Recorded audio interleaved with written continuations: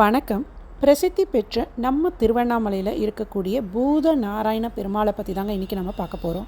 அங்கே அமர்ந்திருக்கக்கூடிய அவருடைய உண்மையான வரலாறு என்ன அப்படின்னு எனக்கு தெரியல. ஏன்னா ஒரு சில பேர் என்ன சொல்கிறாங்கன்னா, அவர் பாலகிருஷ்ணன் பூதகியிடமிருந்து பாலை அருந்தியதால் அங்கே பூதாகரமாக காட்சியளிக்கிறார் அப்படின்னு சொல்கிறாங்க. வேறு சிலர் என்ன சொல்கிறாங்கன்னு பார்த்தீங்கன்னா, தேவர்களை ராவணனிடமிருந்து மீட்பதற்காக மகாவிஷ்ணு பூத வடிவு எடுத்தார், அவ்வடிவிலேயே இங்கும் அமர்ந்திருக்கிறார் அப்படின்னு சொல்கிறாங்க. ஸோ இதில் எது சரி எது தவறுன்னு எனக்கு தெரியலைங்க. உங்கள் யாருக்காவது தெரிஞ்சதுன்னா தயவுசெய்து சொல்லுங்கள், நானும் தெரிஞ்சுக்கிறேன். நான் என்ன சொல்ல வரேன்னா, காரணம் இல்லாமல் யார் ஒருவரும் எங்கும் வருவதும் இல்லை, எங்கும் இருப்பதும் இல்லை.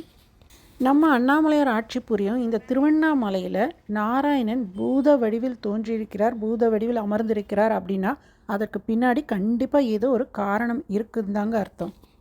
இந்த பூத நாராயணரும் அண்ணாமலையாரோடு சேர்ந்து இந்த திருவண்ணாமலையை காத்து வருகின்றார் அப்படின்றது தாங்க உண்மை.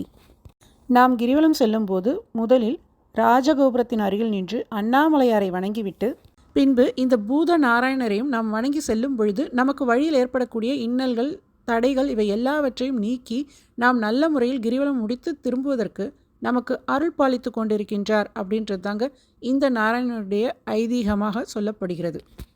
அதனால் இனி திருவண்ணாமலை கிரிவலம் வரும் பக்தர்கள் மறக்காமல் பூதநாராயண பெருமாளையும் வணங்கி உங்கள் கிரிவலத்தை நல்லபடியாக தொடங்குங்கள். ஓம் நம சிவாய.